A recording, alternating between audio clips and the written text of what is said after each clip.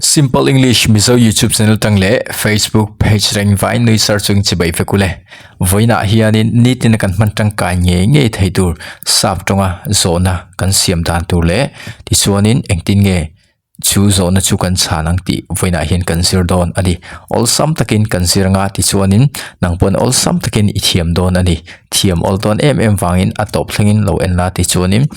ama a in saptong ithiam bel nge ang karing tlatani ole tuna chuanin lo tan khalang o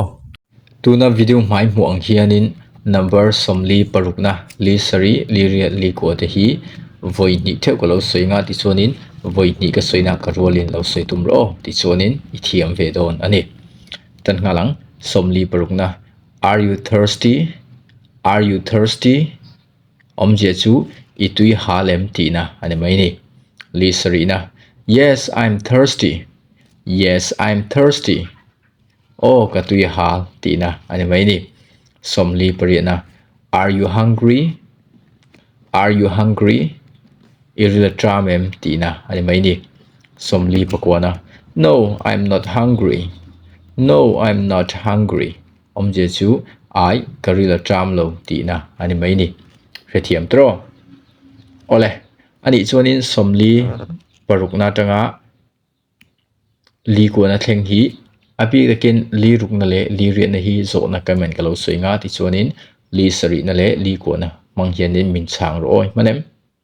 are you ready let's go are you thirsty li sari na min chang ro le so ital tu are you hungry Iril tram ni chuanin yes I'm hungry ti mai tur ani tuna chuanin zona nangman soila ti chuanin payment acha na kalo soi o 1 2 3 go min zoro le yes I'm thirsty somli pariana min zoro le no I'm not hungry ma se tuna hin karil tram ta yes I'm hungry dot ka sei long o thiam lu to ke Ole tuna chuanin mizo party kemen klo soinga sa party nangman lo soiro hetia kan practice hianin iril ru chunga midangin an soi I hriat reng kha nangman hetia kan practice ani chuanin I lo thiam zol ton ani I leile ka khan lo hrianga ti chuanin ngai to vak ngai lo khan I soi chuak pur thei don ani ole tuan chu mizo phat klo soinga sa party nangman lo soiro manem itui halem van sei thave o katui hal sei thalatuk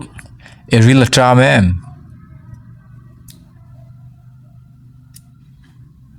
van sei thave ai karila tramlo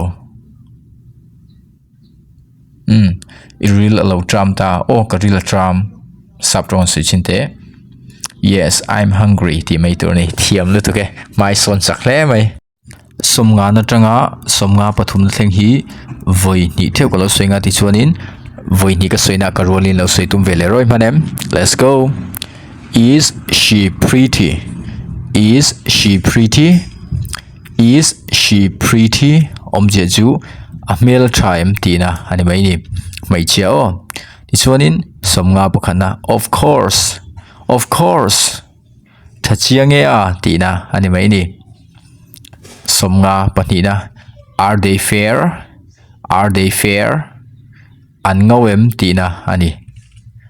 somnga pathumna an ngawak lo ni chuanin no they are brown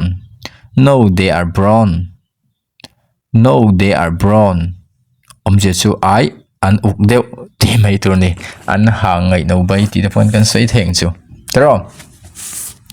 chuanin somnga natanga somnga pathumna hi voi khat theu kalo soilenga ti chuan karwalin lo seitum roi manem seirolang oi manem somnga na tanga somnga pathum na hi 1 2 3 go is she pretty somnga pakhana of course nga ni na are they fair nga thumna no they are brown thaltuk tuna chu mizo phat kalo soinga sa phathi nangman lo seitum ro ai rangden soitum chong sula ti chuanin ithiamang to ka tha khanin soitum ro a speak kha ala tu ro tuan chuanin adikha ala poimo rio manem 1 2 3 go a male triumph chaltuk o thachiange sei thal he mai an ngovem okay ai an ukdeu sei thal tuk ole tuan chuanin som nga na le nga ni na hi zona nia kai men lo soi nga som nga pakhan na le nga thum na hi achana nia nang man lo soi roi manem som nga nak sei chuan nga khanai soi nga ni na ka sei chuan nga thum na lo soi manem is she pretty van sei thave are they fair okay sei thal tu ole tu na chuanin nangman min zot ve toro som nga anale nga ni dai soi nga kain nga khat na le nga thum nak lo soi 1 2 3 go sei ro le of course no they are brown hetiang point soi thani no they are not fair ti point soi thani an ngau lo ti na ani mai ni heta hian kan hria tur chu som nga pakhat na hi is she pretty omje chu a male time ti na nia ai thachiange thil min an soi zo na min lo zo ta khatianga athalam zo na ni zonin thachiange khatianga min zo na anga ani chiange te kan soi du ni zonin of course si kan mang mai tur ani hethiam tro ti chuanin tuna video mai mu ang hianin somnga palina tanga nga na thleng hi voi thum theu kalo soinga ti chuanin voini ka soina karwalin minlo soi pui veroi manem is your mother short tempered is your mother short tempered is your mother short tempered omje chu inwa thin chiam ti na ani ta hian y o u u ni rovin y o u r tu ro ta hianim ti chuanin 55 ami somnga pangana no she is not short tempered no she is not short tempered no she is not short tempered omche chu ai athina chelo tina ani somnga parukna is your elder brother patient is your elder brother patient is your elder brother patient omche chu iu asai da mem tina ani mai ni ado them ti pon kan soi theng chu somnga pasrena yeah he is patient yeah he is patient yeah he is patient omje chu o asai dam tina ani mai ni hrethiam tro somnga palina tanga nga sari na hi nge ti chuanin voi khat theu kalo soinga karolin lo soi tumro soi rolang manem 1 2 3 go is your mother short tempered inu thinchen ni chuan thinchelo ni chuan sorry no she is not short tempered somnga parukna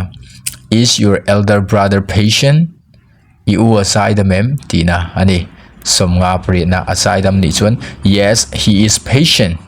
o asai dam tina ni mai ni ithiam bel to in karing tlatani ole ton chunim mizo party kalo soinga ti chuanin sa party nangman lo soiro kan practice nga lang 1 2 3 go inu thinchem man sai thave ai athina chelo okay iu azai da mem man sai thave o azai dam sai thalot to tuna chuanin kaiman kalo zo tang singa ti chuanin somnga palina le nga rukna hi zo na nia ti chuanin nga na le nga sri na hianin milo chang do ni manem let's go 1 2 3 go is your mother short tempered nga na min chang ro le thalotuk is your elder brother patient thalotuk chuna man min zot ve to ro somnga palina le nga rukna soila ti chuanin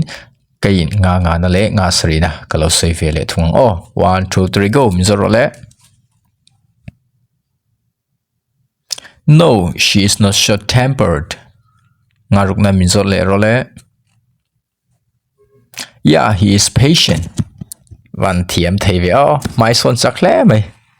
ti chuanin somnga pariat na tanga somruk pakhana hi voini theu kalo soinga voini ka soina ka rolin lo soi tum veroi manem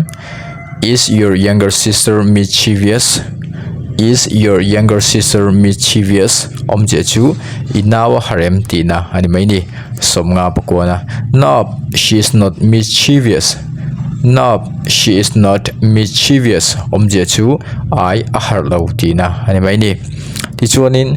somrukna where is your father where is your father where is your father omje chu khoya ngei pa om tina ani mai ni ichuanin somruk pakhanna he is at home he is at home omje chu ina om tina ani mai ni rethiam tro ole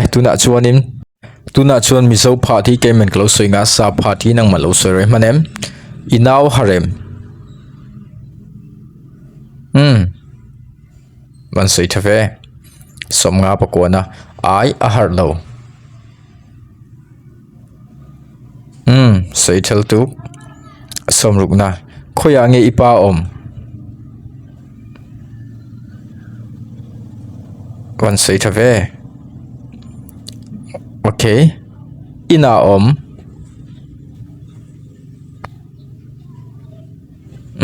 soi thal tu ole tuna chuanin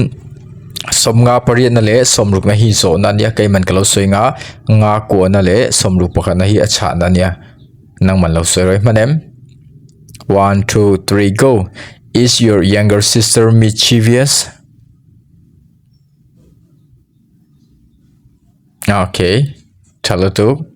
where is your father sai thle mai ole tuan chunang man min sot ve to ro somnga pariat na le somruk na soila kain nga ko na le somruk pakhat na hi kalo soyang 1 2 3 go zero le somnga pariat na zero le okay no he is not mischievous somruk na soivelero okay he is at home thalo to thiam hle mai son hle mai hetinga kan ti hianim kan zir to sa kha kan hre mai don fa ina po kan man thai ngal tul khop khanin kan thiam ngal thai don ni hetia kan practice sel hian mo ti chuanin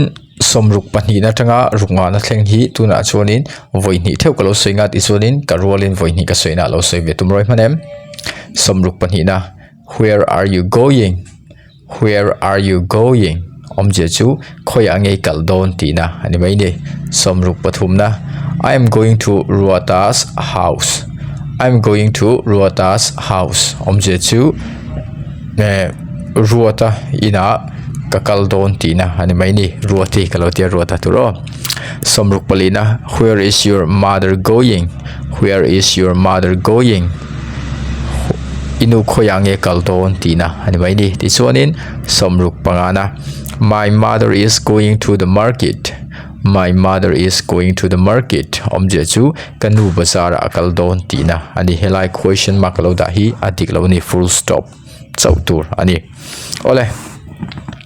voi khat close non leng o karolin lo seitum lo sei rolang 1 2 3 go somruk panina where are you going khoya nge kaldona I am going to Ruata's house Ruata ina kakaldon where is your mother going inu khoya nge kaldon my mother is going to the market kanu basara kaldon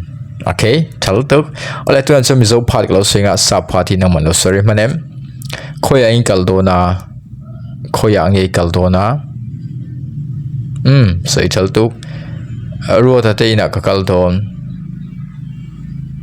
ban sei thave inu khoya nge kaldona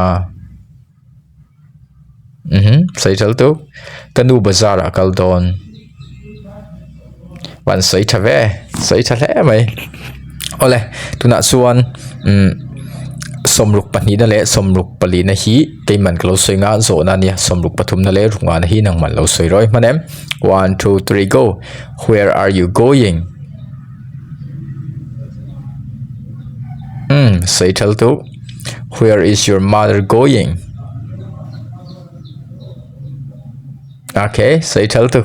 Ole, nang man zona hi somruk pani na le rukli ne nang man soila kai man achana ruk thum na le ruk nga na hi kalo soingo 1 2 3 go min so ro le I am going to Ruati's house. Omje chu Ruati te ina ka kal ton ti na ani mai ni antinan ai Delhi ka kal don te ni chon I am going to Delhi ti mai tur ani om somruk polina min so le ro le. Okay, my mother is going to the market. Okay, say thal he mai ole voina kan zir hi pakhale pakhat kan biak na kan man tangkai thei tur zo na le chana te nia heng zo na le chana te hi ni tina kan man thin de po ani he video hi try ti zong te ni chen khoi takim lo share sak ve nge tu chen ka deal bok che ka som bok che ni ti chonin next video a he tianga video tha tak tak le he i man tangkai nge tu le all sam taka sap tong ithiam zung zung theine turin video tha tak tak lo siam le don ani chuwang chun he ka video hi thai di zong te ni chen khoi te mi lo like sakla ti chen comment na yes tin i lo comment ve nge don ya kalom tak sen ni next video kan hule don ya bye bye.